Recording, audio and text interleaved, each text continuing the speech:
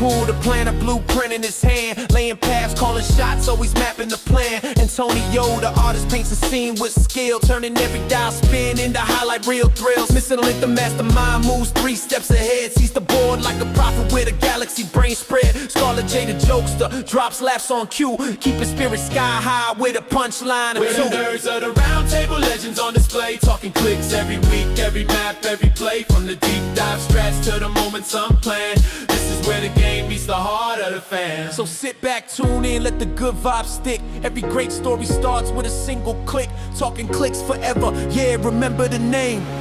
Where the nerds of the round table run the game.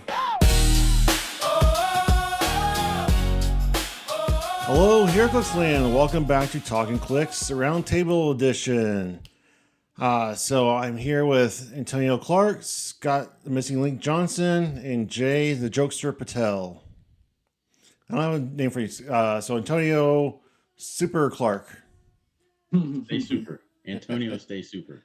Yeah. That is what it's about. Go be super. All right. So the question on everybody's mind today is turkey, light or dark meat? Give me Who's some going ham first? instead, right? Who's going first? You didn't set an order for us. All right. Let's go. Start with Antonio. Give me some ham instead. Ham. Turkey is so bland. Give me some ham instead. I don't eat turkey on Thanksgiving. Turkey's bland. You're not doing it right. I prefer the dark meat. It's a little juicier. Me too. Jay? You muted again, bud. Jay's audio's out. No, I was just muted because I still have a cough. I was muted. I'm on the dark meat team as well. That being said, Antonio, have you ever made a turkey by putting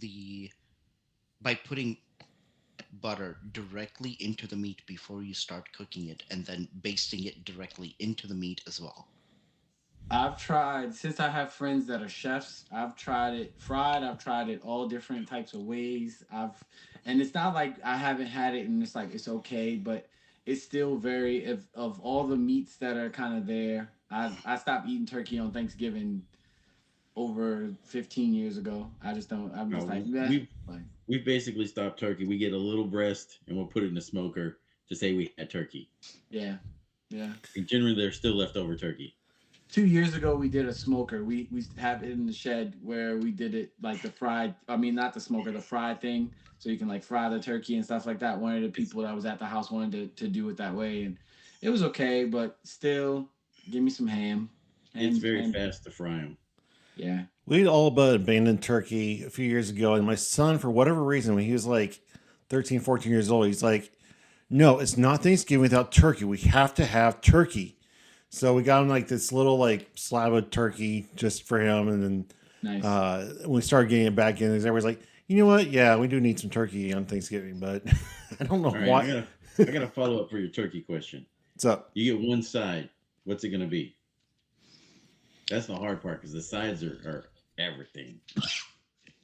Macaroni and cheese, man.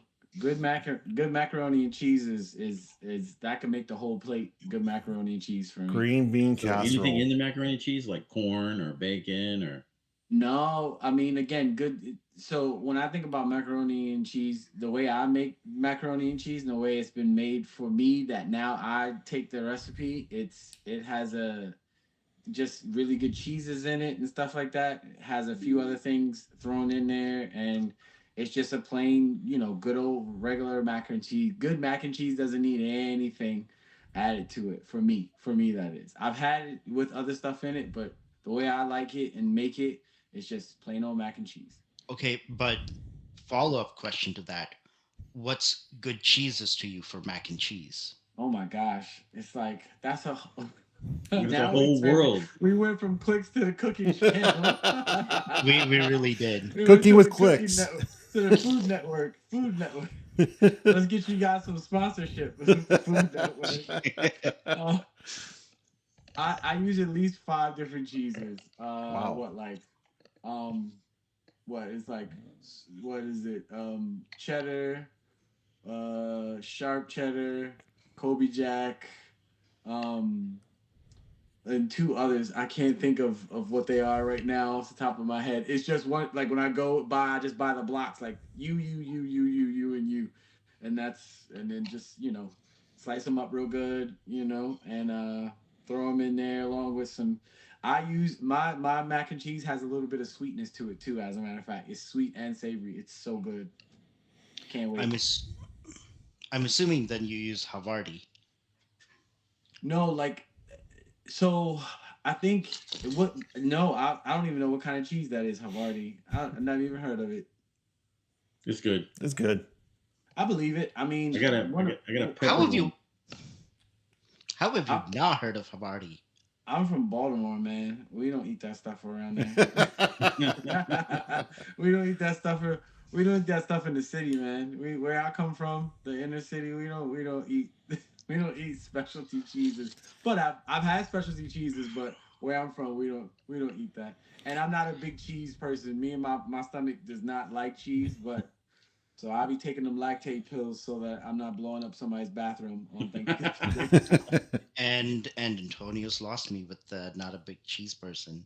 I mean, here we go. Cheese is great, but I love cheese. It don't love me. Cheese is the art has the arch enemy base when it comes to me. That's what it has. It has the arch enemy base, Pulling them and it's places back yellow. in. I love Talk it. about a throwback there. All right, so if we're gonna talk about blowing up toilets, let's hear about Scott's experience with the hot clicks. It wasn't that bad. Yeah. It wasn't that bad. Like my belly, I messed up by drinking soda on my fifth turn or sixth turn. I don't know. I done had one of them in. I'm like, You all just right, activated it. I had to have something to drink, and I didn't have water nearby. I grabbed a soda, and that just started pushing everything down. And then for the next 24 hours, I could just feel it going through the system. I'm like, yeah, Oh. never really blew up anything though. Okay, So so soda is just a big trap when it comes to Yes. spices. Yeah. Yes. All So it's is gonna do is make that thing.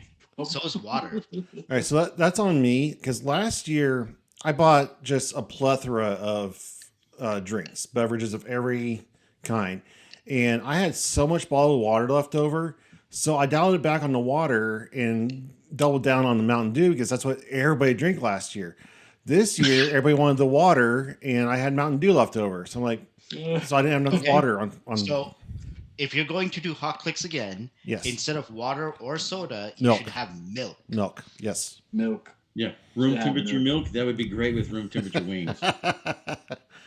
Do it.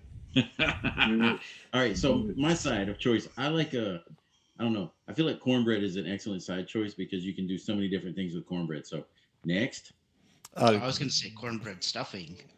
cornbread stuffing. I'm saying it's a cornbread. So there's It's so not many things you can Thanksgiving do with it. without green bean casserole. You're the worst. You like the dried onions on top. That's what he likes, Jay. That's what he likes. Okay. Yeah, that's why I'm saying he's the worst. Okay. All right, so let's talk some Heroclix. All right, we got the Food Network sponsorship. It's over, right? Maybe. All right, so Scott came out to surprise me for Red Wine Clicks. That was awesome. And then he went and took second place overall in the 300 Modern. Congrats, contender. Scott. I was cheering for you, bro. I was cheering for you, man. Man, I if really I was. just fatigue was setting in, I will not lie, and I could have selected Flurry instead of a mind control that I already had on my dial. I'm like, and then I most likely would have won that game, but I didn't. So Okay, so congratulations. everybody here has been in big tournaments. They've played lots of games. And this is a problem that I struggle with too, of over analyzing Sunday morning quarterbacking, where they call it, and second guessing every move of every part of the game. I know that Scott has been beating himself up over this.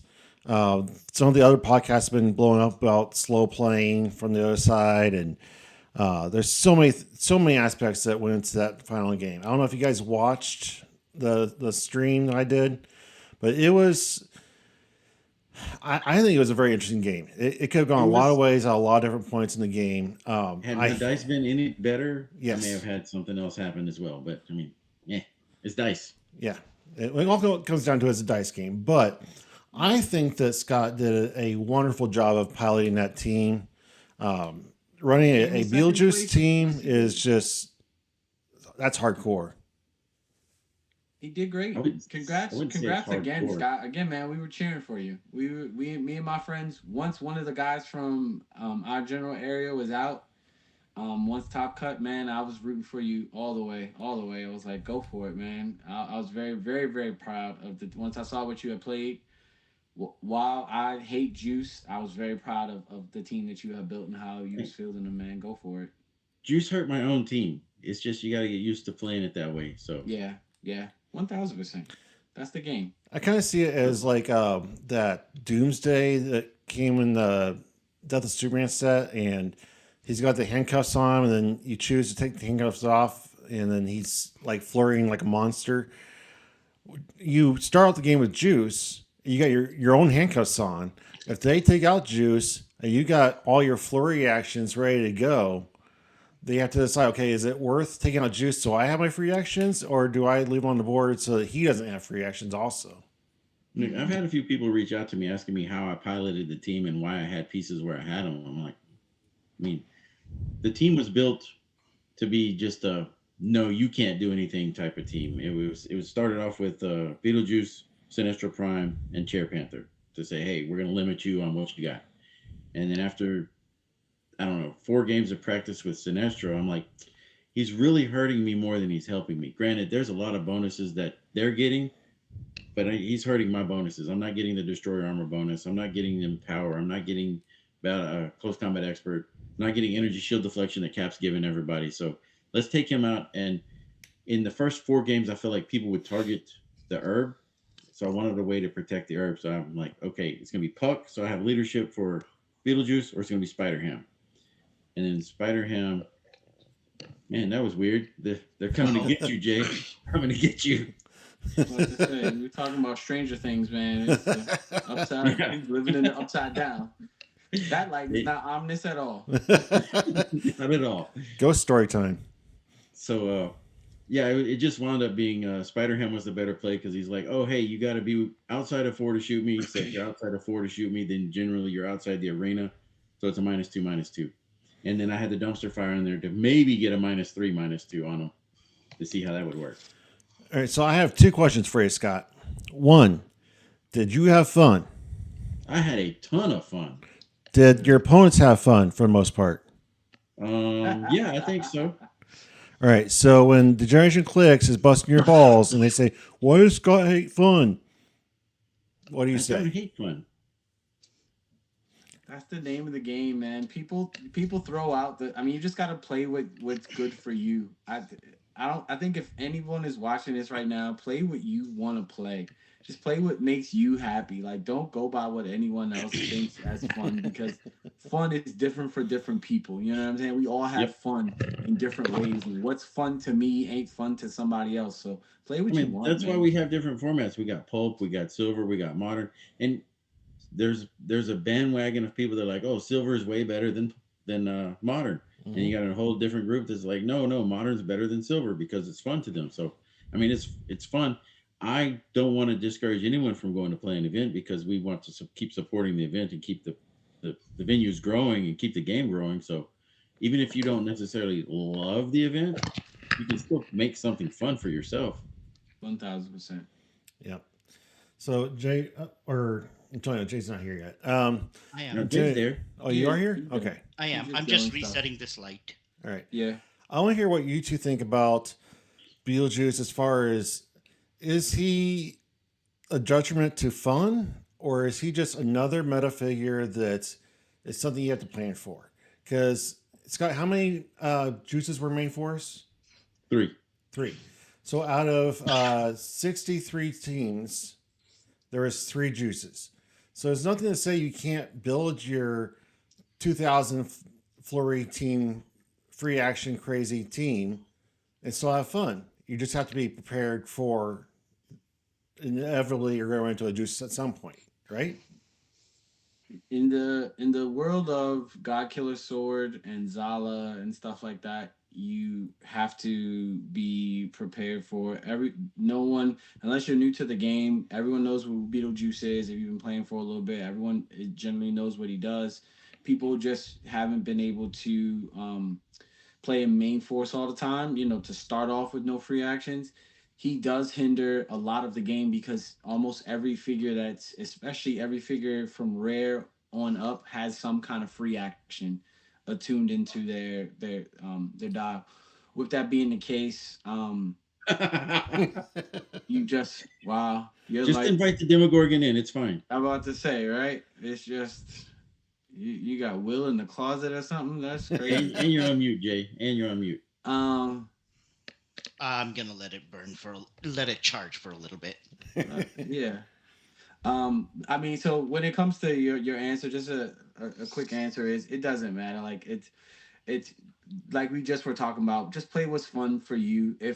And I love stuff. I love Gauntlet Spider Man, and people hate Gauntlet Spider Man because guess what? They want to do all their fun stuff. They want their sideline, and I don't want to mess with none of that type stuff. So I love Gauntlet Spider Man, and Mhm. there's a guy that's in one of my Clix chats that hates Gauntlet Spider Man, and he hates it like with a passion, and I love it with a passion. And it just so happens it's Spidey, so it's just like play what you want, man. Play what you want. I, you know, when you're playing a team that has main force Beetlejuice, because there's a whole different aspect to how you have to pilot it. I don't understand why people complain about the slow play. It's not slow play. The game is just a completely different game now to what the normal state is. It's gonna take a little bit of time to maneuver around that. You're going to have to take a little bit longer to think about your actions. It seems to me that the same people that are crying about Beetlejuice are the same people that are saying bring back pushing damage. It's the same thing. I am a proponent for pushing damage but making it optional. Right now you really have to rely on your opponent to be able to manipulate your dial, which for a lot of silver figures that doesn't work as well unless like you're dedicating points on your team for that. If you have the option to just push and take that damage, having the ability to manipulate your own dial will actually take the game, in my opinion, take the game to a little bit of a healthier state. I think it slows the game down though, because now you make it so that someone can just stand there and be like, I don't know if I should push or not. Like I think that's the worst case scenario. I agree that it would be great to be able to choose if you want to push, but in the spirit of what we're talking about, in the sense of like speeding up the game and people slow playing, now I can sit there and look at my thing and say, oh, maybe I should push, maybe I shouldn't push, maybe I shouldn't push. And when it comes to that aspect of slow playing, no one wants to hurry up and get beat. If I come over and alpha you, no one's gonna hurry up and just take their turn after they just got hit for a bunch. And I've been on we've like most players have been on the receiving on both ends of that, where they might be taking a little bit slower to try to figure things out, or they might need someone to hurry up. I've been at a nationals where I needed 30 more seconds and I would have won a game. And the guy knew that too, and he just was kind of looking around to kill time. There's no clear way to stop it, in my opinion, where you don't hinder people who don't have as good reading comprehension, and don't actually process information as fast as someone else, or even have time to play test. Not everybody that comes to these big tournaments has time to play test a team over and over and over again, so that they know their first five, like their first three turns, they know exactly what they want to do. Not everybody has that. So it's a hard pill to swallow, that Oh, slow play type of it's idea. definitely But it's definitely a hard pill to swallow. But I mean, when your opponent counts the same seven squares 7 times, yeah, that's it bad. gets a little Yeah, that's like, bad. come on, let's do something. Let's move along. Yeah, that's But bad. it's part of the game that we have to get over, and I feel like as an opponent to someone else, I want to try and make my turn as concise as I can. That way they get a chance to play against me. That's my mindset. If I'm doing something, I want my opponent to be able to do the same amount of stuff. So we play really fast at our shop. We have maybe two players that are pseudo slow, but they're not slow playing. They're just slow processing or slow mapping out their turn. Hmm. And I understand that there are people like that. And I try to play against them whenever I was prepping to go to the event. Thank you for keeping my secret, Antonio. I know I told you, but you already knew. I already knew. If one thing I am, It's a secret. I've got told 4 secrets about HeroClix just today. As a matter of fact, it's very funny. So I got that kind of face, I guess. All right, so I want to touch on two things that were just said. One, oh, I lost my thought. Okay, so pushing damage. Ooh, yeah, I got something on that too. So the thing that I've heard over and over again, the biggest problem pieces in the last couple of years have been things that help you to self damage, one shots, the what's that one map, the rivalry map, anything that can help you self damage. Like look how bad Spirit of Vengeance was. Is Snake Pit. Yeah, like anytime you can self damage, it's bad news. Mm-hmm. So there's that. I like the being able to you have to make your opponent do something to damage you. I like that aspect of the strategy, but I can see both sides. The other side of it is though that if you're damaging yourself, that's less damage your opponent has to do to knock your characters out.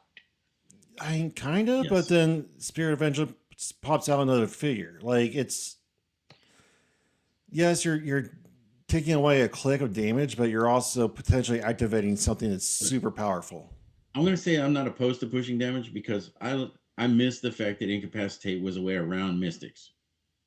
You could push them and you would give them damage that's not a damage dealing attack, and you're having your 11 attack, 0 damage Incapacitate actually do something other than action economy messing up. But see, that's a problem with Incap though, Scott. Like that's not pushing damage. That's a problem with Incap. Incap should have stayed.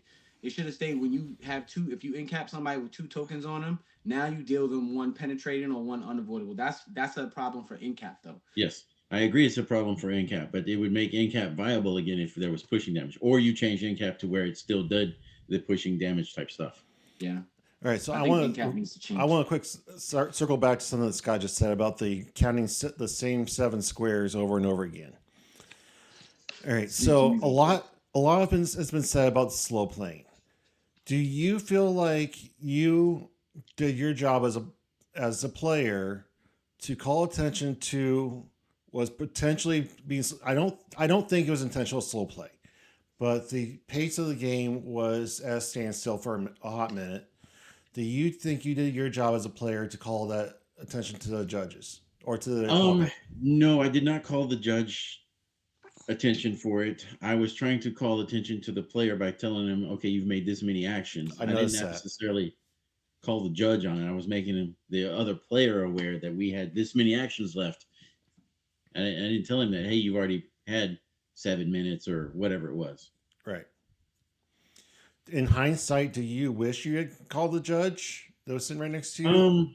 I feel like there's a certain stigma to say if you're calling the judge, then it makes you. To me, it would make me feel bad to call the judge on someone that I don't know if they're actually playing slow or they're actually just having processing, because I know Beetlejuice messes up a process. Mm-hmm. Same thing with the Sinister Syndicate and Sandman and Mysterio. That is a process mess up in your head on how to approach these guys, because you won't get your improved targeting if within 3 of the Mysterios or whatever their ranges are. And it's just a very difficult team to deal with on the approach. Mm-hmm. Because you're just going to walk up there and be like, oh, hey, yes, please put 14 people against me that have poison. And I got to take it because Sandman says so. But then you juice. So in retrospect, would you have done it differently? Yes or no? I mean, the only thing that I really would have done differently is change that mind control where the Devil Dinosaur did not get his breakaway, even with plasticity. I would have flurried the Captain America. He could have pushed the damage off to the dinosaur. The second attack would have hit Captain America. I had a 12 attack. He had a 16 defense. I should have easily taken out the Captain America at that point. So from my perspective, when I was watching the game, the 7 squares he was counting over and over again, the slow part of the game was not a juice factor thing. It was an approach. It wasn't the fact that he didn't have free actions. It was you had him in a really tough spot. You had taken his Captain America past his first stop click to his second stop click. He was at death's door now. Something else was almost dead. You swung and missed on the Sinestro. Sinestro. Like he was in a tough spot. Speaking of Spot, Spot was just sitting back in the starting area, not doing anything because of no free actions. But I don't think that him having free actions at that point would have made a big difference. I don't feel like that's why it slowed down at that point. I feel like you just knocked him into a really tight corner, and he didn't know how to respond with or without free Mm, actions. mm. I mean, that's an issue, and again, it goes back to what I just said, like, or like Mike Tyson said, everybody has a a plan until you get punched in the mouth, Yeah. and then once somebody alphas you and they just hit you for 6 damage straight and then followed up with another 5, you're like, whoa, whoa, whoa, hold on here. And like you in that scenario you just talked about, Wes, where I got one character that's about to die and I got another character that's right on death's door. Most people aren't going to take most people aren't going to hurry up, unfortunately.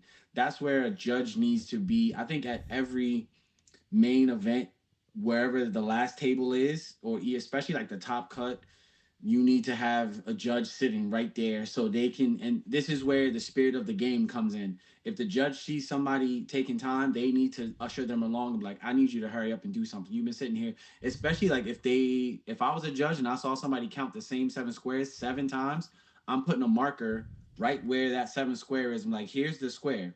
Figure out what you want to do, because that's not fair to Scott in that instance, to watch you just keep counting over and over and over again. Like then it Okay, becomes an but unfair type of thing. then where do you draw the line between intent and processing? Well, I mean, it's like it's the if Uh, it and then shouldn't take it seven times is too, it's egregious, no matter what the circumstances. 7 times counting the same 7 squares 7 times is egregious. The same Okay. 7 squares maybe twice. Okay, I get it, because you're again, we're processing. 7 times is egregious. Jay, is there any way for you to take tokens off your figure? No. 2 minutes later. So you're telling me there's no way for you to take tokens off that figure? No. And then the third Yeah, time, and the judge yeah, goes, that's "Okay, egregious. your question doesn't mean anything at this point. Like you've asked it Yeah, three that's times. egregious. He could be lying to you. It doesn't matter. Just make a decision. Yeah, that's That's egregious. not indecision. That's I mean, it could be indecision, but it's not what you're saying. It's not like he's. Oh, what I'm trying to say. Scott, Like that he happened is to he you? processing the data or is he still stuck on certain aspects of the data being processed? I don't know. I can't say that. I mean, I know that my team was hard to approach. I know my team was hard to deal with. I feel like it's just decision stuckness. Like he just couldn't make a decision, and that's different. decision paralysis. Yes, that right there. I mean, again, that's not the opponent's fault, because I can't make up my mind, and I'm doing them a disservice by wasting time not doing anything. That's not in the spirit of the game. It's just not. And Yeah, I'm not one of those people that says like timers should be in the game, because I love mind control. So, and mind control has a lot of like moving parts in a mind control team. You know what I'm saying? Like the new Dracula that's about to come out, he's got triple bolt mind control. Professor X triple bolt mind control.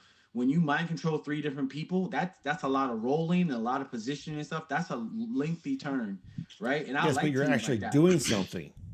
And that's why I said like the intent, like and if it's egregious, taking your time, like, and just playing slow and being cautious is different than I'm doing nothing. That stuff is egregious, and that's where you need a judge to sit there and watch the game so they can observe things from the outside. I don't got no dog in the fight. I'm just watching the gameplay, and watching the gameplay. If I see player A not doing anything for 4 or 5 minutes, and then still being like, well, I, how does leadership work again?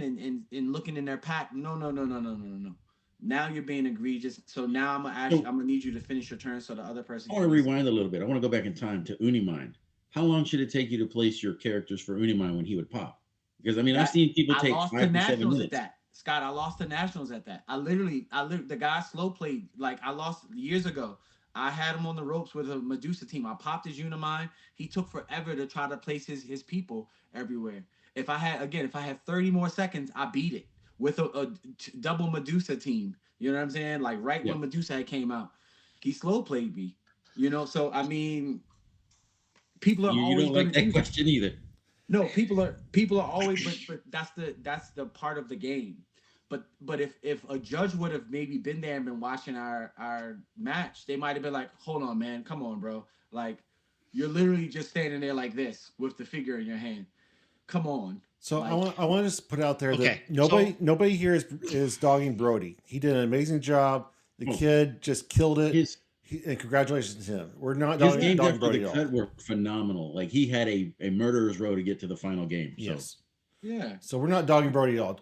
Brody, you earned this championship, and we are applauding you. We're just taking another look at it from a different perspective, and going forward with other players who are running into similar situations. Yeah, it's I didn't even know who your opponent was. So if anybody would have told me what, I didn't know who. I've already been somebody's already approached me at Worlds that came at me for something I had said on this podcast, as a matter of fact, which was hilarious. The way you're laughing, Wes, I was laughing like, what? I'm like, did we mention your name? And he's like, no. I'm like, so what are you coming at me for? Like, all I'm doing is responding to what was told to me. Like, get out of here, do you, guy. do you remember what the situation was? It was there was a young man on the podcast before Scott came on. Wes had me on as a guest host with the some people that had just won a. I'm gonna keep this as vague as possible. That had just won a big tournament, and when it came to the prizing, some devious stuff had went down, and I commented on it. And then he approached me. He was like, Antonio, I don't like that what you said. And I was like, did I mention your name? Like, I didn't even know that was you. So like, the fuck out of my face. Like, what are we talking about? So Gotcha. yeah, like whatever. We're just talking. So yes, Brody, congrats to you, man. Like congrats to you. But this is a bigger issue that's in Heroclix. He wouldn't be the first, second, third, or No. last person that's ever going to be I accused feel like it or comes up talked about with at playing least slow. every other tournament. There's somebody that's going, Yeah, oh, there was slow play, blah blah blah. I definitely am a proponent for active judging in the final rounds. yeah, Um, 1000%. like there's no reason that Matt hold was on. sitting right next to Scott that he could have Matt said, did a great hey, job. what's Mhm. that? Matt did a great job. Oh, fantastic job. But a lot of judges are afraid to actively judge. He feel I talked to Matt about this, and he feels like it's your job as a player to draw attention to it, and you shouldn't feel bad for doing it. If he interjects, he's Feels like he's actively giving favoritism to one player or the yeah, other. he's actively affecting the game, and it's your job as a player to draw attention to it. I disagree. I think that in every sport, judges are making calls. They're on the field. They're making calls actively. And so, in the final round of a major tournament, the judge should multiple judges. You should have two judges there and say, okay, that what you can't do that. That's illegal, or you're playing too slow. You need to move it along. You need to pass something.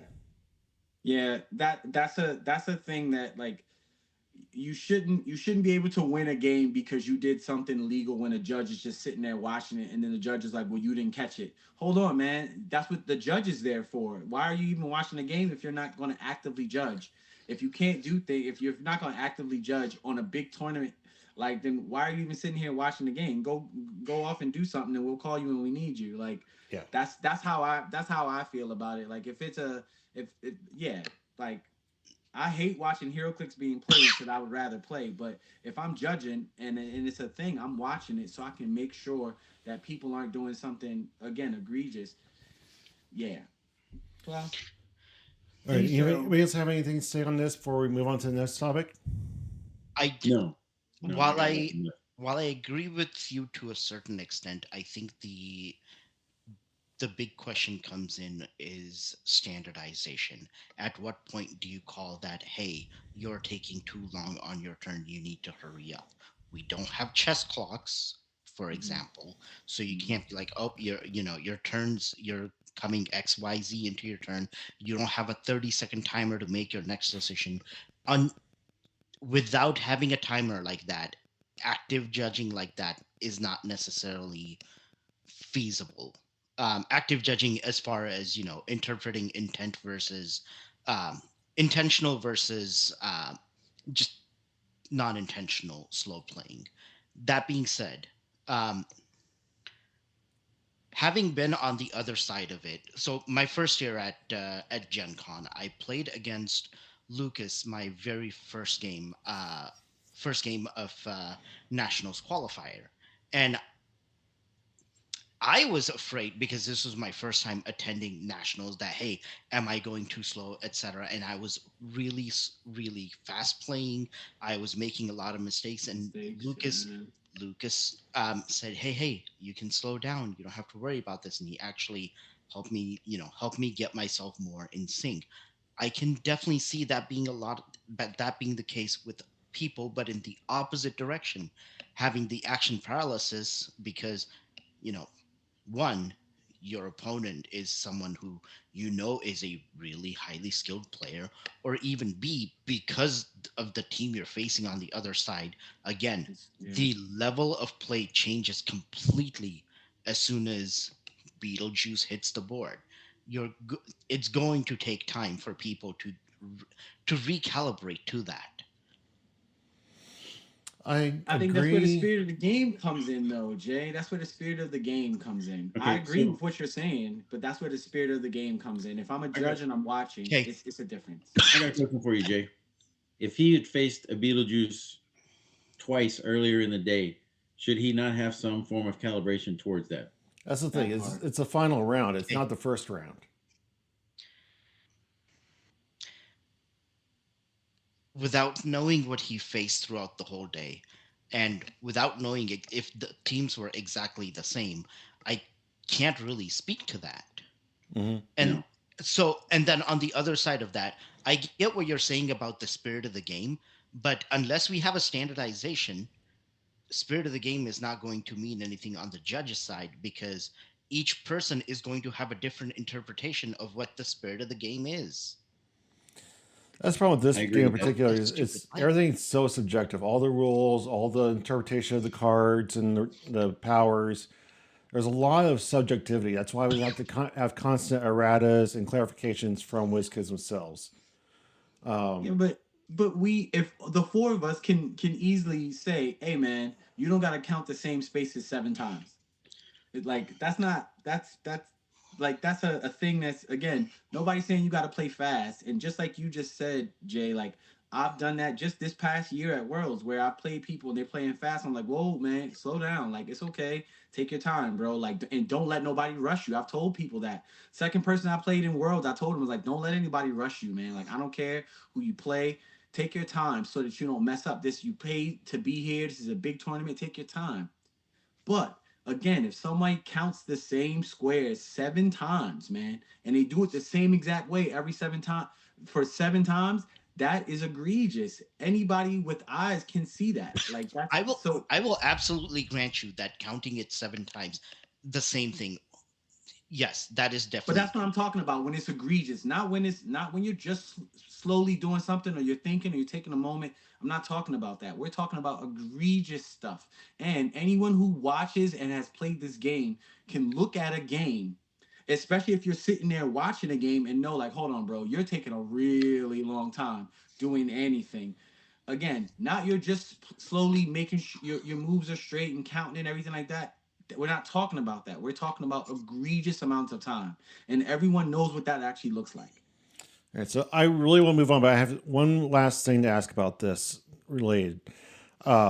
So I'm on Scott's side of this. Of I am very uncomfortable calling judges for time. I'll call for judgment calls on like line of sight and that kind of stuff, but I don't feel comfortable saying, "Hey, this guy's playing slow." Like I have a hard time with that because I'm a people pleaser. I don't like making people unhappy or uncomfortable. Where do you two sit on calling judges over for time? I call the judges for everything. Do you know why? Because I paid to be at this event. I paid. I paid for these figures that I have in front of. I paid for them, and I paid for the travel. I paid to be at this event. So if If I I'm call you out coming, for slow playing and you don't feel like you are if you it's a, going to be hurt by that? who cares? Who cares? Who cares? Like I've said multiple times on this very podcast, who cares what other people think? Like I'm here to play and win. And if I make friends in the process, that's fantastic. But I have to the reality is not everyone's gonna like me in this game, and why should that even be a goal of mine? Like you play to win, not to be the friendliest person, or like to have to get along gang with everybody, man. Like, so I Uh, don't care if you mad that I'm calling that. Some people are, I've seen it where people are mad because they're trying to rule something differently that would be in their favor that they know is wrong. So they're mad that you're calling the judge because the judge is going to correct them. You know what I'm saying? Like I've seen that happen, not only in my games, but in games that I've been sitting next to. So I'm calling the judge for every single thing. so And we're, if I'm sitting there and if it's egregious, I'm going to speak. The squeaky wheel gets the oil. yeah. I believe in that. Like I'm not just gonna sit there and let you slow play me. I'm gonna be like, come on, man, because guess what? If I'm slow playing you, then I'm like, okay, I've said sorry. Oh, I'm sorry I'm taking so long. Let me hurry up. I've done that. So if I can do that for myself, I'm damn sure going to do it for somebody else if you're taking a long time. All right, Jay, close us out here. Where do you stand on calling judges over if you're the player? Um, I don't think I'll usually have any issues with that. I haven't really run into it um, to where I've had a need to do that. Now, generally, you can um, once you've sat across the table from enough people, you can tell when somebody's doing it intentionally, when somebody is just taking a long time to process something because there is an overload of information for people that can't process things as quickly. Um, I wouldn't have any issues with it, but I've also not had a need to do that. How would you feel as the person being called on?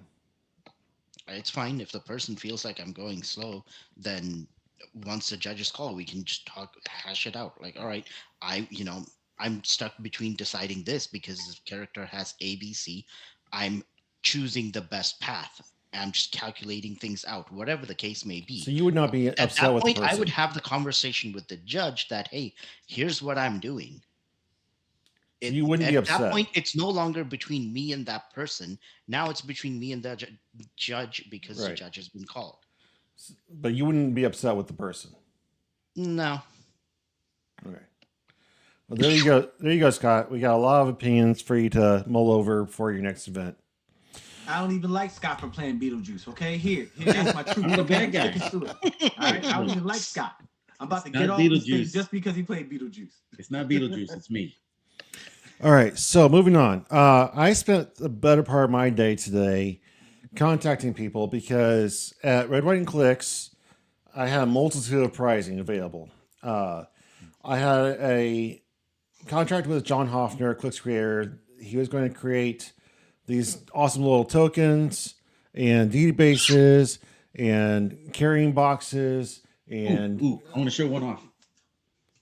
Keep going, Wes. and Keep all going. this stuff. And unfortunately, when you're 3D printing, 3D printers are very testy. Ooh, look at that. Is that the That's so colossal good. size one? This is just the standard size one you gave out to top 16. Okay. Yeah, nice. Now all those panels are interchangeable. So if you contact John, he can make new panels if you want to switch to your, Avengers team or your Power Rangers team. You can for a minimal price, he can make you new panels. But John ran into printing issues. One of his parts broke down. He paid for overnight shipping, and even with that overnight shipping cost, it still took a couple weeks for him to get there, and he could not get everything printed on time. And one of the big things I advertised were the Red, White, and Clix custom maps, designed by Mr. J. Patel. Yay. So I spent my day contacting people that should have received the maps in the top 16 and the top 2 in Team Sealed to get their addresses and figure out if they wanted the needleprint or the paper version.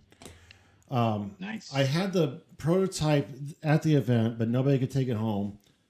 This is I'm going to Ooh. throw up the actual image on the screen so everybody can see it. But this is the outdoor map that nobody really got to see before the event.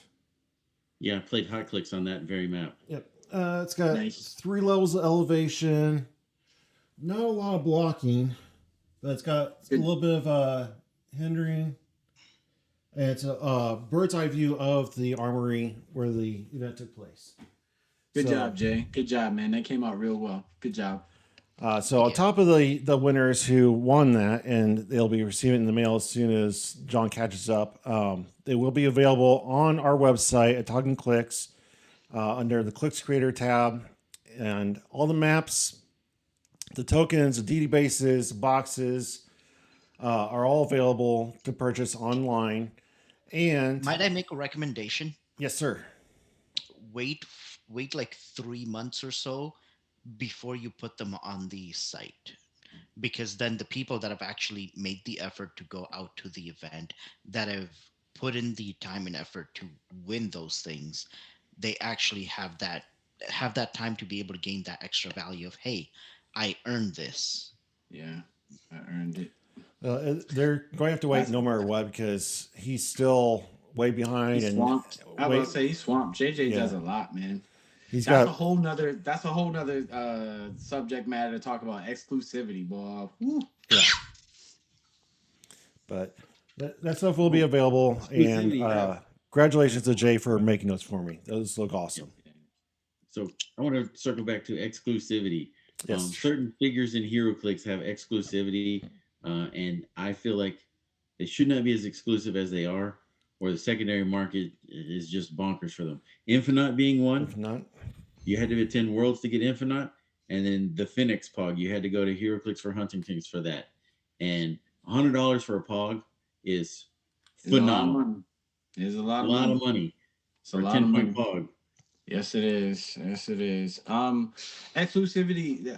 Just to touch on it real fast. Exclusivity. I believe that WizKids should have a level of exclusivity at their stuff. It is a collectible game.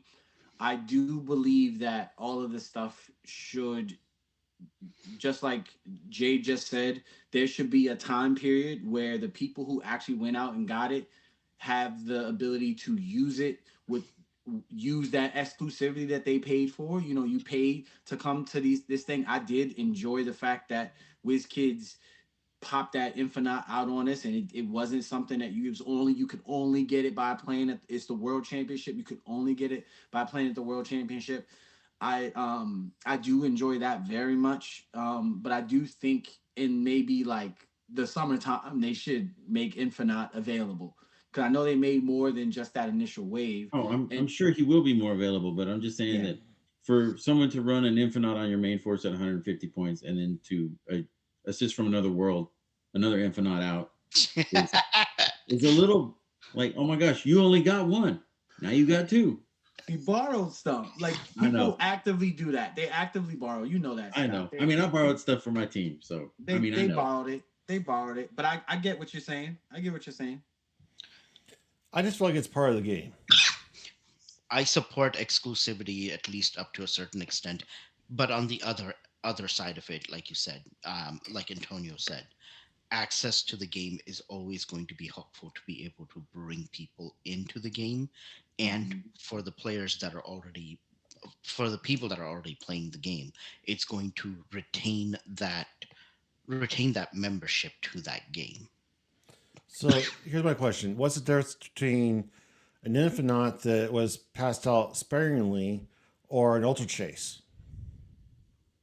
I was just about to say, people still mad because they didn't get this guy here, Kevin. They still mad about that, and I understand because the circumstances are very different. But just because again, no one's guaranteed a chase.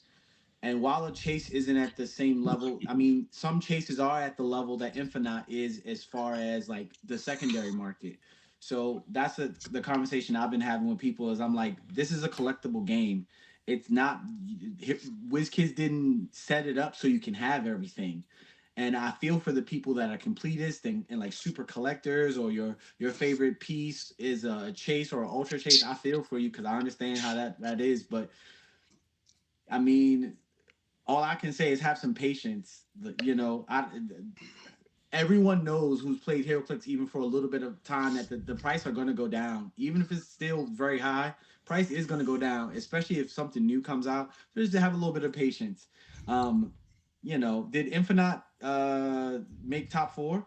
Now, he made top 16. I think he made top 8. Okay, Yeah, he made. I know he made top 8 because they were having a question about how the bracket was matching up. Because at one point they were restructuring the bracket, and it was going to be, well, whoever the top seed was now faces whoever the new bottom seed is. And then they're like, no, this is the bracket. We're running the bracket. So I at love it. one point, I was supposed to run against Infinite if they reseeded the bracket, and then it happened to where I was not running against Infinite. Were you glad? It didn't bother me either way. I mean, I wasn't. I had Chair Panther. I could take away assist from another world, so he couldn't just drop him on me right away. Drop another one, yeah. So I mean, I had plans for Infinite. Instead of fighting Infinite, I think Alec He has plans. was running him. I got to face Logan, who had just beat a Beetlejuice team. So I feel like he come in with the knowledge of like, yeah, I can take out Beetlejuice, and then I beat Logan. So I got one and I traded a bunch of stuff for a second one so that I could price it out to my locals. Nice. Nice. Yeah. Yeah, I'm all for It's a great exclusivity. I'm a collector. I want one of everything. Actually, I want two of everything. One for myself, one to trade off. But um, I definitely feel like this is as much of a collector's game as it is anything, and I don't see a 1000%. problem with a piece being rare and you have to trade three chases for to get one of that or something. Like that's just part of being a collectible thing. yeah, I mean, I get the exclusivity of it, and I'm not saying it's a bad thing. I'm just saying that $100 Pog on the secondary market is, after it's been out for 6 months, is a little egregious. Okay, but it was only available in one place. And look at what's happened with the other pods that have been created. Scott, Got Lucas, Lucas and TJ. TJ. Scott, Spirit of the Game, and Mhm. the podcast trio. Um, like they're going to become available right now. It's a matter of people that that put in the effort, that made sure that they were there bidding on it, um, either A, in person, or B, through the app, that yes, they got it. So now they're getting to enjoy that time of exclusivity. Next year, those pods will be available much more frequently than they were this year. People will have easier access to it. Mhm. So I Yeah. have. Go ahead. Go ahead. No, go right Okay. ahead. I'm just don't pay me. No, I was just agreeing with what Jay said. I I, agree. my other question about Beetlejuice is he's been out for over a year, right out of a year, something like that. Some And for whatever reason they have, WizKids has been very reluctant to make any big changes to him. And a, not a small portion of the community is still like, oh, he's so bad, he needs to go. Where do you guys stand on like, okay, at this point, he's been out, we know how to handle him. He's only going to be around for another year, probably. Like, let's just deal with it and move on. But I mean, that's the issue though, is that people want they this goes back to the exclusivity part. If I went and I paid for the Huntington trip and I get the exclusive thing, I want to then play with it. I don't want something to come along and everybody have access to this piece that can just ruin my whole day. When I paid money to get the Sandman, I paid money to get the Mysterio, I paid all this money to get these pieces on the secondary market just to have one piece shut them down. You know, he is a stopgap in the game, the same way Spidey is, the same way Sinestro is. Like, he is a thing that is supposed to make it so that something that others might seem as egregious, which a lot of people complain about all the level of free actions that someone can do. I mean, that's why, they're there for a reason. They are there for a reason, so it is what it is. I mean, Okay, I feel like Beetlejuice gets a little much hate because I mean Merlin shut down a ton of stuff. hold on, guys. I gotta go. I gotta go pick up my mom All right. for Thanksgiving. I will see y'all later. Y'all Stay have safe. yourself. Yeah, thank you so very much. Y'all have yourself a good rest of your night. Happy holidays to y'all and everyone else that observes. Thanksgiving. As always, be good to yourself. Be good to others. Go be super. All right. Be super, Thanks, buddy. man. All right, so I'm going to say that Beetlejuice is egregious, but Beetlejuice is not the only one that has been egregious. You had Merlin shutting down free actions for a ton of stuff. You had the Wakandan Hulkbuster shutting down all but one free action on your opposing team. He was more points and he did not affect your friendly team. So, I mean, they've had these in the system for years now to just shut down freeze. So it's not that big a deal, and there's ways around him. The God Killer Sword is a perfect way to get around him. Um, you have Ace, and you can take away. Well, I guess you still don't have Outwit from Ace because Beetlejuice says you don't get freeze, but you just got to just keep punching him. Like Flurry is a thing. Zala comes over, Phoenix sitting in the back.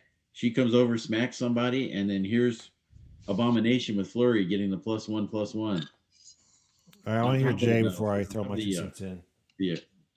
close combat expert. So, which part of Beetlejuice are you wanting referenced here? Are you talking exclusivity or the way he changes the game being played? Well, it's not exclusivity. He's available anywhere. It's Right, but how it affects the exclusivity. We've got people that are, getting the high end chases and having those figures be shut down. Well, that's all the same thing then, right? Because like what they're complaining about is the no free action thing, the global no free action, and that's what I've people said are it saying before is and I'm gonna not say it fun. again. Yeah, I've said it before and I'm gonna say it again. Get good. Thank you. You always have ways to advance the game state. Right, Redmond, get good. Listen to Jay. Ryan Redmond's good. Yes, he's very good. No, I honestly believe I don't know what their very big issue is to the point where they're refusing to go to 300 modern events over one figure.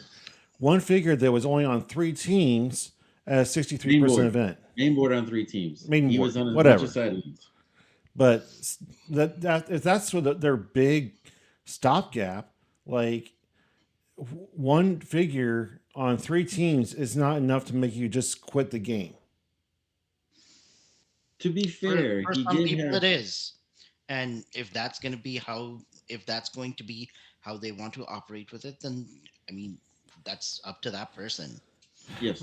Now, Beetlejuice was on 2 of the teams in cut. So he did have a really good showing for the 2 of the 3 teams that played him. Did he have a good showing, or did the pilots have a good showing? Who was The who were pilots definitely had a good showing. I mean, Beetlejuice does affect the way you approach things, but there are ways around Beetlejuice.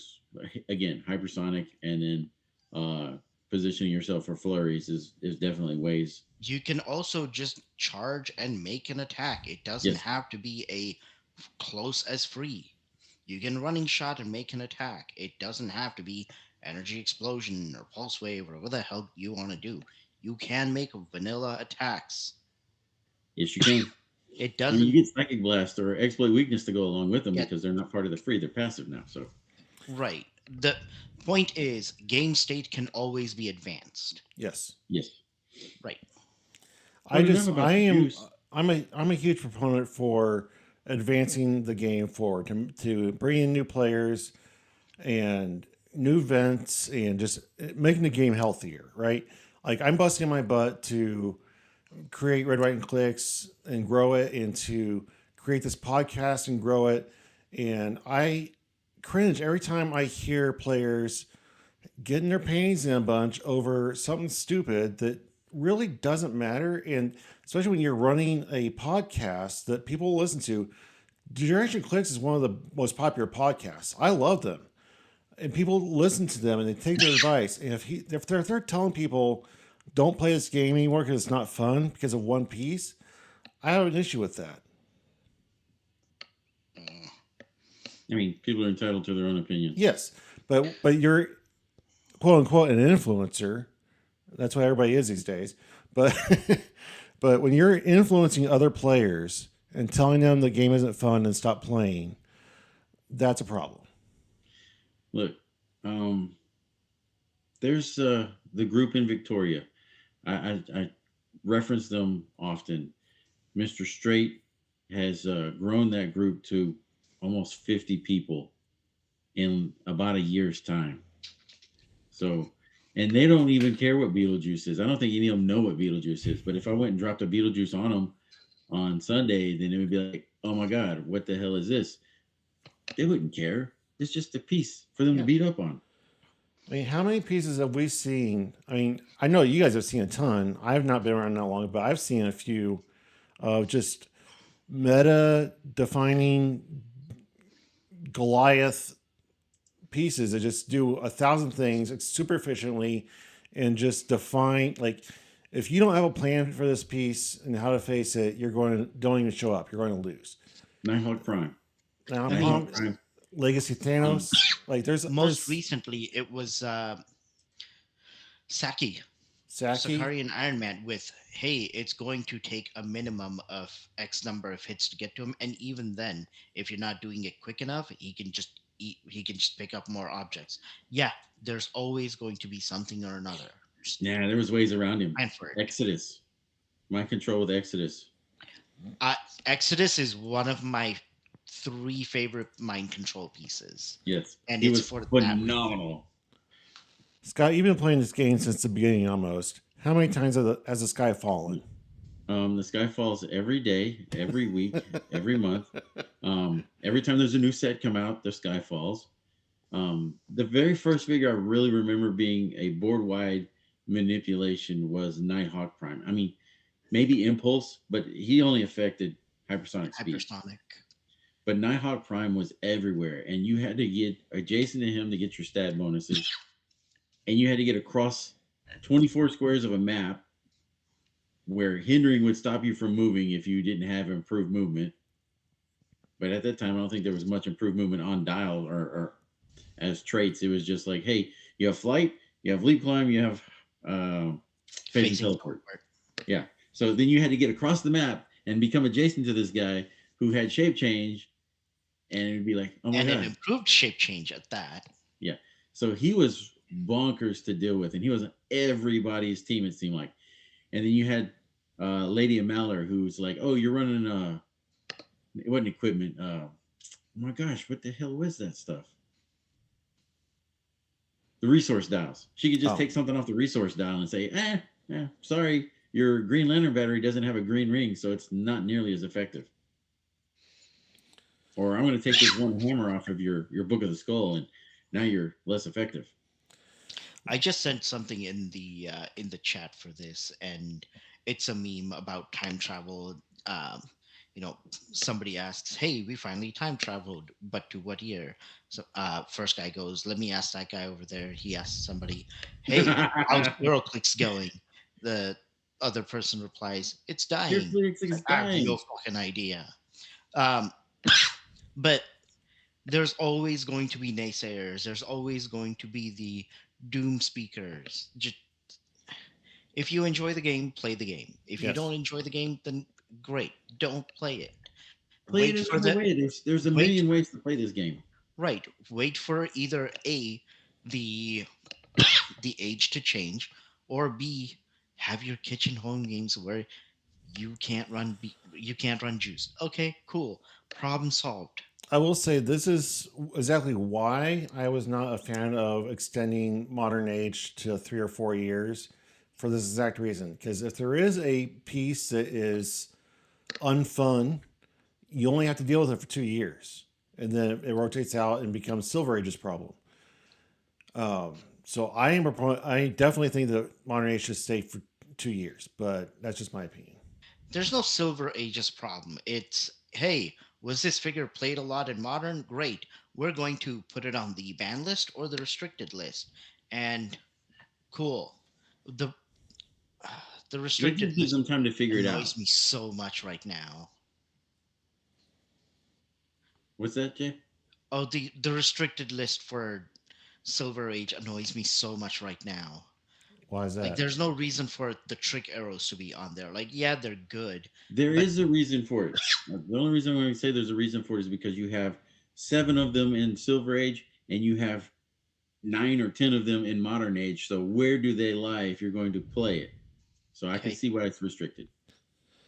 I see this restricted list as a way of giving Aaron and whoever at Wizkids a chance to feel it out and figure Differentiate out the where ages. the problems are and how it fits into the current mold of Silver Age. They're not banning it. They're just saying, let's take a step back, let's take a look at it, and we'll readdress it down the road. I'm okay with that. The list is far too big right now. Is my issue. That's fair. That's fair. Like I get Scott Porter's being on there. Yeah. They changed the game pretty drastically. Trick arrows are silver bullet to a lot of things that are actually problematic. Okay, the that it doesn't make sense for me, to me at least, that the trick arrows be there compared to a lot of the other things that are on there. I have to go look up what the Silver Age restricted list is. Nothing on my Silver Age team, so I'm good with it. Oh, the maggot. He's not as much of a problem anymore compared to everything else that's there. Um, I That's think one. that should keep That's the them thing, from though. Is being. it's a constantly evolving list where they put things on, take things off. So if in a few months' time, Aaron goes, you know what, Maggot isn't the problem he used to be. Let's take him off the list. Well, I think since they're saying it's a Highlander type game, then maggot on the list doesn't really make a lot of sense to me. And if you had like 2 maggots on the team, then it's like, Yeah. So, yeah. But I'm sure he's got his own playtest group that helps him out with that list. So All right. So the big news this week is we have another set coming around the corner right before Christmas time. How do you guys feel about that? I feel like we didn't get enough time for X-Men 97 to breathe, just like Collector's Trove didn't have enough time to breathe before Spider-Man started encroaching on it. Mm-hmm. I have played 9 figures from X-Men 97. And there's many more that I do want to play. But with that new set around the corner, the new hotness is going to pull my attention, and I'm going to be like, oh, this looks cool. I want to build with it. And yeah, I'm in agreement that the X-Men 97 didn't have the time to breathe before the new set. I mean, Scott just got his as he was at Red Ryan Clix. Like a lot of places are just now getting their X-Men 97, and then people are going to be like, oh, now I gotta buy Strange Tales. Like it's, and especially right at Christmas time when we're buying our kids presents, we don't have money to buy our own presents. Speak for yourself. Yeah, let's kill a kid. Stop. Win-win. Get rid of a kid and get more money for your own addiction. No, I really wish they would slow down production a little bit. Like I hate when there's like huge gaps between sets, but at the same time, when they're stacked on top of each other, it feels too rushed. I don't get to enjoy the nuances of X-Men 97 and how Rogue fits into a new meta and playtest the different theme teams. I feel like they've had a lot of sets come out this year because we had Collector's Trove in like January, February. I guess it was February. A month later, you had Spider-Man. 2 months after that, you had Smash and Destroy. And then it was like 4 months later, you had Lantern Legacy because it got delayed. It was supposed to be out in July. That would have been 2 months. And then you had X-Men 97. Now you have Strange Tales. That's 6 sets in 1 year. Wow. Yeah, I don't think we should have more than 5 sets in a year. I think it should be 4. 4 to 5. Yeah, I say yeah. no more than 5. I think 4 to 5 is the right sweet spot. But the question is, did they mean to do this, or was it because somebody screwed up and leaked stuff, and now they're like, well, gotta throw it out there now? They did it for Spider-Man because certain stores got Spider-Man instead of Collector's Trove, a warehousing issue. So they're like, oh, well, since we had people release it, now we're going to push it out early. And then I feel like the same thing happened with this set.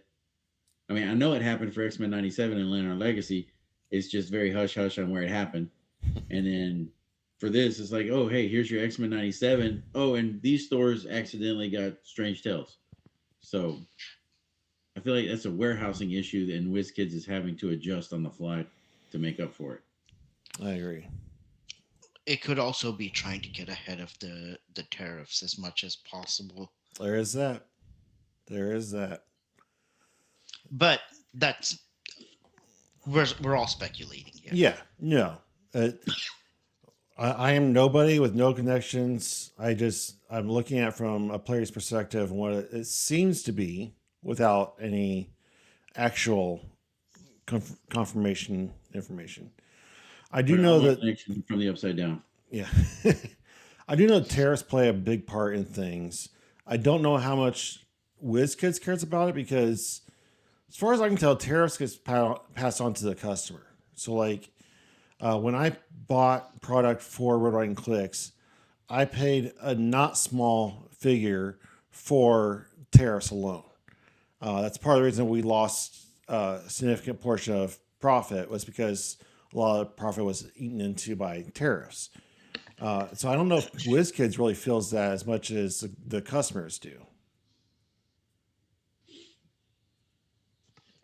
I don't know if you I guys can agree with that. I mean, I can see how that works that way.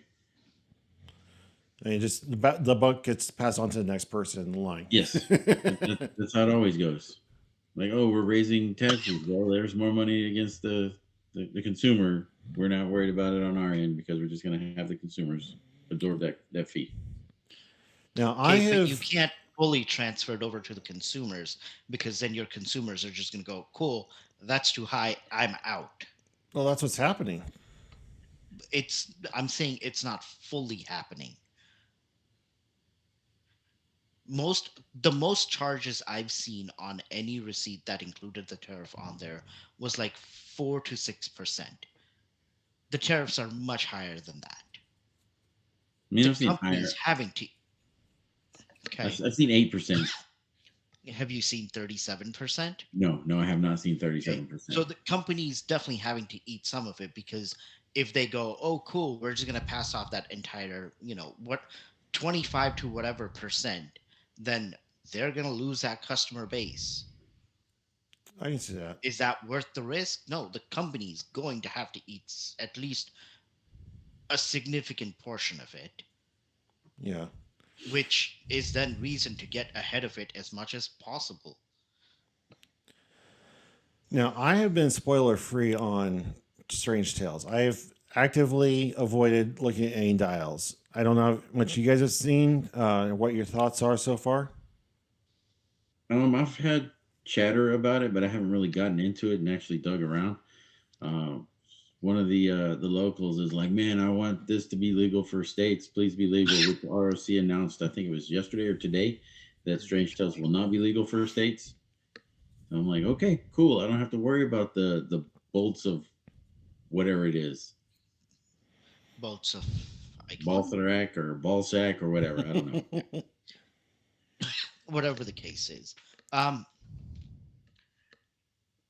if the ancient one doesn't have a legacy card, I'm going to riot. Because this is the perfect set for it to have a legacy card. It's 78 points right now. Mind you, it has a good effect of 150-point character of Mystics or less gets +1 to their stats for the rest of the game. Great. But it's not available in Silver or Modern. And it's still one ancient one we've had. Strange Tales makes perfect sense for that to have a legacy. Give me freaking ancient one. If you don't have a legacy, I'm going to riot, and I'm going to see however many people I can get to riot with me. Sounds like a plan. So what we got after Strange Tales? What's next? Venom. Venom. Um, That one I am cautiously excited about. We are Venom fans in this house. It goes Deadpool and Venom. My wife is probably the same. I think for me it's Scarlet Witch, then Flash, then Iron Man. You would make a really beautiful Scarlet Witch. So you like the color red? I do like the color red. Yes. All right, so let's talk a little about Red, White, and Clix. We just wrapped it up for the second season. I have mixed feelings about it as far as smoothness goes. There's things that I ran into that I should have avoided, and things I could not avoid. Things that I want to do better going forward. What are some of your takeaways, Scott, from your perspective? Sir, I filled out my survey, so I would like to remain anonymous instead of telling you. Now, I feel like everything from my perspective as a player. I mean, I showed up out of the blue. I did not register in advance because I was trying to keep it secret that I was coming, at least to you. I mean, I feel like everybody else around you knew I was coming, and I think we did a great job keeping that secret from you. So Yeah. The event was smooth from my perspective, other than the couple of hiccups that HC Units was having. But Clay was on top of it from thousands of miles away. I feel like team event could have had a better brick, but hey, we did good with what we got. The actual modern play was very smooth. The tables could have been a little bit longer to fit 2 people on there and have more room for your stuff, but we made it work. So really no complaints on that. The chairs were phenomenal. I love those chairs. I would love a chair in my house from that place because I'm sitting in a wooden chair with a pillow in it right now, and it gets uncomfortable after about 90 minutes. Probably about an hour is where it's like, oh my gosh, now I'm gonna start fidgeting around, trying to find a sweet spot on this pillow. The food was good, not the best food ever, but it was good. The hot clicks was a fun play. The wing temperature, it felt like you're either getting them right out of the microwave and they're stupid hot, along with the hot sauce, or you're getting like wings at a buffet that the hot plate wasn't as hot as it should have been. So you're just getting these like room temperature wings, and that made the breading really hard to stomach. Jay, have you heard anything about it from way out there? I have not. Okay. So everything I heard from it was really, really awesome. I do want to call out Paul Neff a little bit. He put tickets in on the treasure box. The treasure box that I submitted was not my best treasure box, but it was just supposed to be a gag gift. So I reached out to him and said, hey, I still owe you an SR because I don't think I packed an SR in that box. He got exospecs and something else and then a bunch of other useless household items. Well, I did put out a survey, and I still have surveys coming in, and I am looking at them. I am taking them seriously. There are comments that I'm seeing across the board that I'm definitely putting into place going forward. Some are just not feasible. Like as far as event planning goes, and actually running an event, you can't make everybody happy all the time. But I'm doing my best. And yes, I didn't mention this. I would like to have someone feed me grapes as we play. Yeah. Like someone to just stand here and be like, one giant ostrich feather and then someone with grapes to feed me. Yes. But no, everything outside of the actual bricks that I purchased from Wizkids, and I am purchasing them at store price. I'm not getting a break on those because Wizkids is no way affiliated. Outside of that, everything is either donated or I'm paying for it. Most of it's donated. So a lot like the raffle pricing, I have little to no control over. I get what I get. I call businesses and they say, "Hey, I'd like to contribute this." Unfortunately, sometimes that's 10,000 John Cena's, and I just have to deal with what I got. But I hope everybody enjoyed it. John Cena there? I didn't see him. I didn't see him. I'm gonna take like a 1 minute break. I'll be right back. Yep. Your thing, boo. I want to say that I really appreciate everybody that contributed. The staff did an amazing job. I had people that volunteered to just take out trash they were just players saying, "Hey, I'll take some trash out for you." The people who brought in food and served it, and the judging staff, and my daughter, who was apparently the star of the show, taking money. Um, she was very popular. Um, and then, of course, everybody who donated money, everybody that showed up as a community, both at the event and then online afterwards to make this happen. I can't think of everybody by name because it's just too many. Who But drives it hard now? what? Yes. He's behind you can't see who he's talking to. So who drives it hard now? He could be talking to his wife. He could be talking to us. We don't know. Oh, I'm definitely talking to y'all. So Jay Patel drives it hard. this is what we're doing tomorrow. What is that? It is Crazy ass 2 12 hot different sauce hot things. sauces. Ooh. Level 12 has three of the. It has 3 million Scoville capsicum extract in it. So what was Level the 1 bomb is just Scoville? jalapeno. Do you want one of these for next year? I would love one. For Heroclix? Okay. So what was the bomb Scoville? 300 million. 300 million. I don't know. I can just tell you that the first wing was nothing. The second wing had a little Okay. flavor on it. The third wing, it had a little spice, but it was still flavorful. The fourth wing, I don't know what that was. It was the Viper or something from Buffalo Wild Wings. So the bomb is 135,600 Scoville. Oh, okay. So your little hot sauces don't even touch that. You said, So I'm sorry, what was the number again? 135,600. 135,000.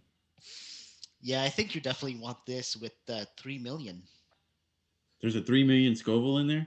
Yeah, there's a 3 million, there's a 2 million, there's a million. Okay, I saw Scott's face turn all different shades, and his eyes were bulging out of his head. I don't know if he can handle that. It wasn't bulging out of my head. Okay.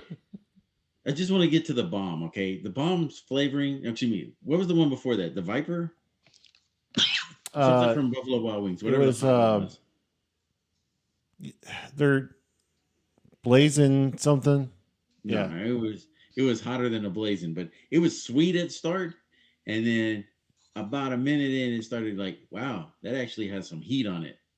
But the bomb has no flavor. It's just like here's some bitter, and then hot. Starts on the side, starts going down. You feel it for 24 to 48 hours as it's moving through your system. The bomb was awesome. I wish you luck tomorrow, and I hope you get all the way through your 12 sauce challenge. I've done 5 million without issues before, so like I should be good. But I'm excited about doing this. We have 15 people coming over. Correction. Nice. We have 13 people coming over, 15 with my wife and I. And yeah, there's some people that don't have a very high spice tolerance, including my wife. So I've been teasing her about losing her Indianness now. So I'm excited about this. You're gonna pull her Indian card? You're like, no more. She's already had that pulled for that. Well, shout out to Manny Kinks, who ate 7 the bomb wings. He didn't eat 7 bomb wings. He had 7 total wings. That would mean he had 3 bombs. Oh, I misunderstood. Okay, so No, 3.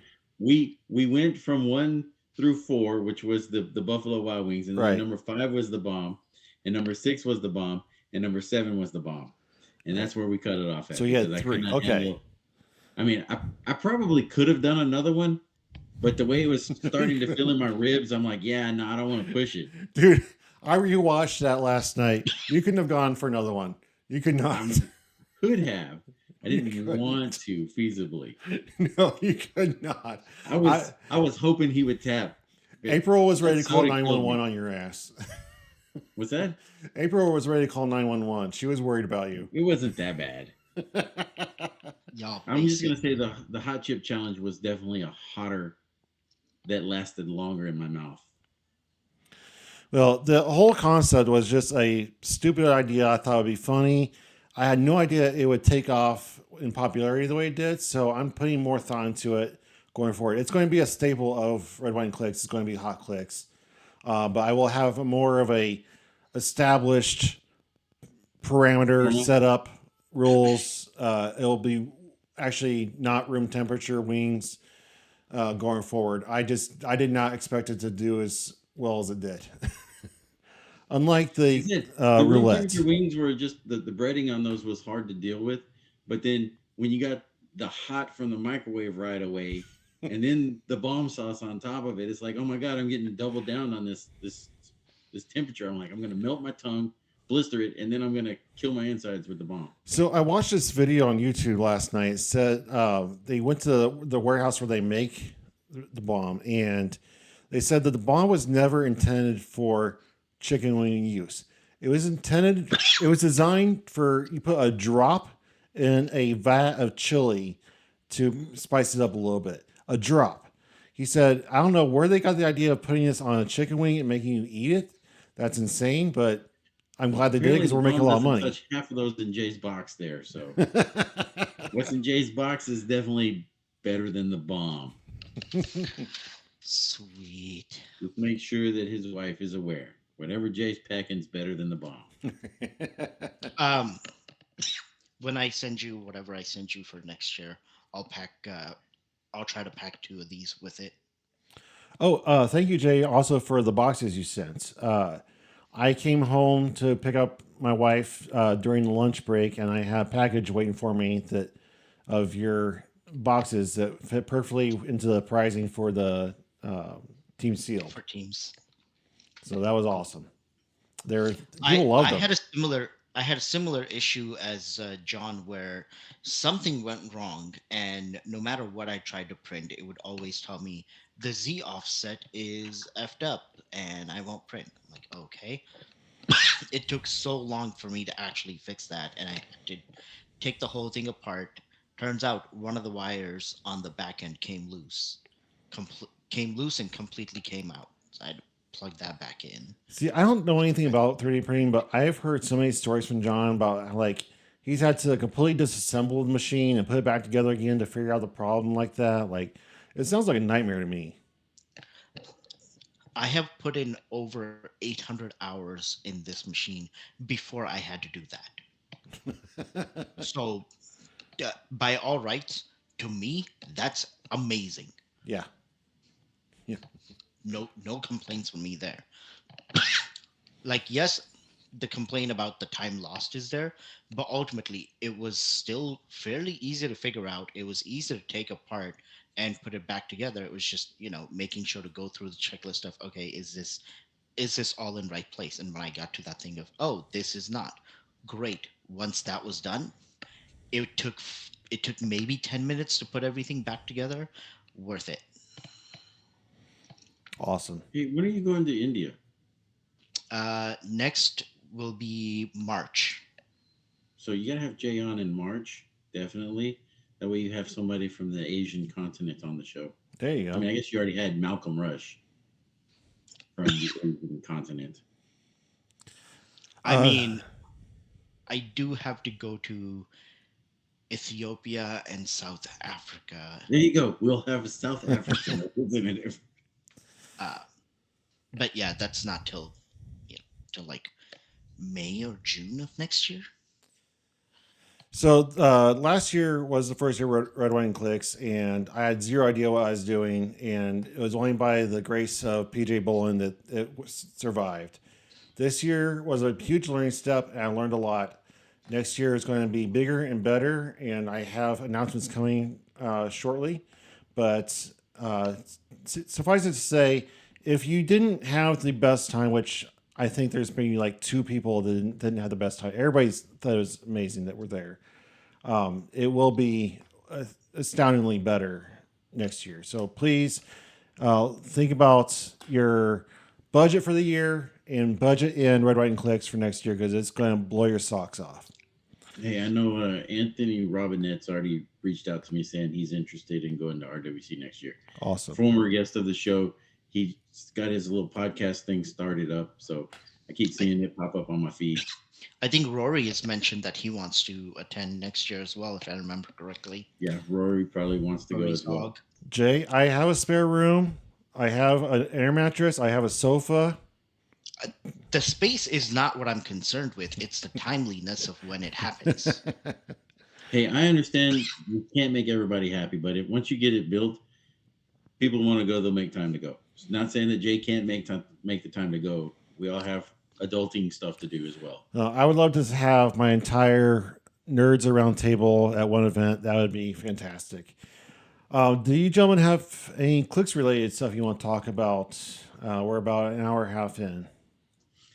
I mean, I've play tested some stuff for state practice this last Monday, and I feel like everything I put on the table, regardless of what it was everybody was rolling 10s or higher all day long. So even if you're practicing your team and you have a great feeling about the team, and every time you play it, your opponent's rolling a 10 or higher, it's not the team. Not the team. Don't give up on the team. I agree. I've had teams that I've run up against. Yeah, go ahead, Jay. I don't have a spare box with me, one of the ones that I printed, but I'm modifying the design a little further on it to where you can also get the cards in there. Ooh. So that it's much easier to carry your cards, the terrain, and the dice token, the dice, the tokens, and if all goes well, the line of sight tool. But that's a little bit of a work in progress right now. So next year for Red, White, and Clix, I should have much better stuff to be able to send you, and I can actually start printing it earlier too. Well, that's fantastic. I love seeing the stuff that you guys come up with as 3D printers. It just blows my mind that you can assemble this artwork out of nothing. Like it blows my mind. I come from an era of Commodore 64s and dot matrix printers. I haven't heard of a Commodore 64. Hold on. How old are you? What year is it? So 45. You're not that much older than me. I was born in 1980. Yeah, you're 7 years older than me. Yeah. Man. So I had a Commodore 64 when I was a kid. My point is, you can learn all these things. Yes, you can. I'm an old dog. You can teach me new tricks. I'm still trying to learn him on Google Docs and Google Sheets on how there's tabs on the bottom to go to different things. Yeah, Bruh. I figured that out. I did not understand what was going on at the time, and I feel dumb. But You see my judgment face? yes, I do. But Excuse me. it's what you guys do on those printers is just awesome. I think it's so cool. In fact, I reached out to the makers community, and I had an idea of doing like booths at Red, White, and Clix next year, and makers can bring their stuff, showcase it, and figure out some kind of revenue sharing with Red, White, and Clix. So they're getting their stuff out there. They're putting their name out there, and benefiting Red, White, and Clix at the same time. I don't know. It's something that's kicking around, but yeah, it's going to be it's going to ever growing process. I'm real excited about it. I'm proud of what we're doing. Hey, you got just under a year, just saying. So you might need to start ramping up advertisement. Yeah, no, I'm not doing that again. Red, White, and Clix, after 2 years, has developed enough of its own momentum on advertising. I don't need to push it quite as hard as I did this year. This year was just to get the word out there. And believe it or not, despite the amount of mass advertising I did, there was a lot of people that were still asking questions I answered 20,000 times. They just, I don't know, they didn't read or they didn't listen, but Reading's hard. I did it in as much different forms of media as I could. Pictures, video, sound, reading. Look, how you got that radio spot? That was awesome. I don't know how you got that, but that was awesome. Yeah, that was pure, I don't know what happened there. I threw it out there like a lure, just hoping to catch something, and the radio station picked it up without even notifying me. And my son was driving to work, and he called me. He's like, "Oh my God, Dad, your event's on the radio." I'm like, "What?" I didn't even know. So I had to listen to the radio for the whole day to wait for the next commercial to come on. Nice. But To what you just said about people still asking questions, there is such a thing as information overload. And when that Yes. happens, people are going to stop paying attention to that and just go directly to the source for, I need X, Y, and Z. I don't need to go through A through Z to be able to get it. right. Just So I feel like having your Talking Clicks / your Clicks Creator website, I feel like if you had a Red, White, and Clicks website or a link to those from your other things or vice versa, that would help them get the information. Just be like, Yeah, I "Look, kind here of it is." stripped it down on the website temporarily just to streamline things. But as I gather information for the next Red, White, and Clicks, I'm going to include it in the website. I'm debating creating a whole new website just for Red, White, and Clicks, but that is a whole bunch of work that I don't know if I want to do. So, but yeah, definitely. okay. As much as I'd like to stick around, I'm getting calls about going Yes. and getting stuff done with Okay. life. Well, Okay. thank you for everybody for joining us. Thank you for being here. Thank you for listening. You have something, Scott? Hakuna Matata, guys. Okay, Later, nerds. Later, nerds. And as always, keep on clicking. Keep on clicking. Have a good night. Good night.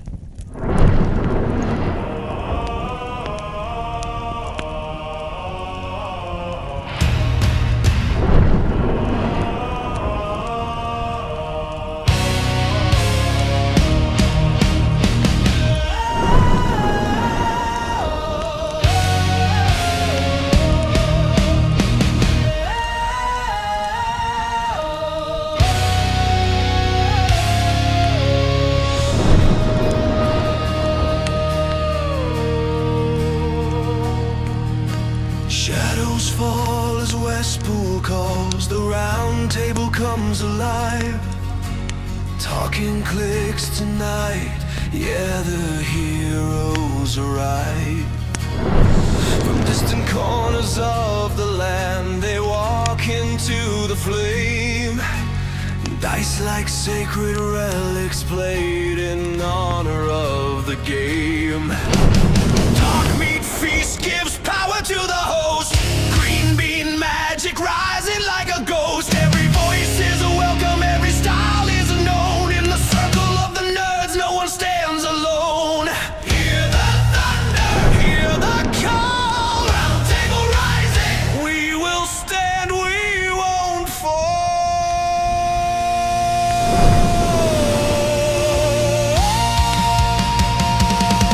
We're the nerds of the round table, riding on this crazy train tonight. Roll the dice, unleash the power, let the darkness meet the light. Modern or silver, theme or chaos, all our spirits burn so bright. Yeah, the best part of the game we love is the people by your side in the fight.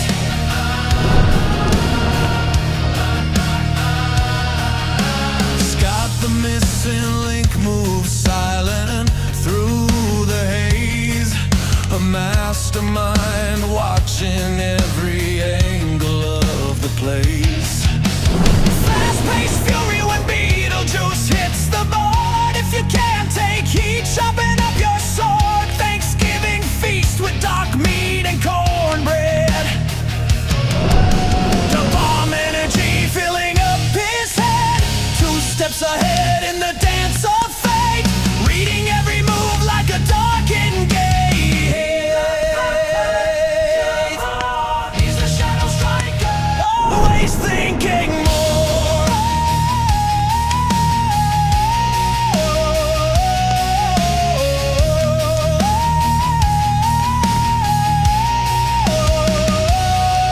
Scarlet J. Patel with the fire in his voice. One-liner strike fast, no room for choice. Scoville flames burn, but he stands unfazed. Heat in his blood and his jokes always blaze. Dark meat warrior when the feast rolls around. Punchlines hit like a sorcerer.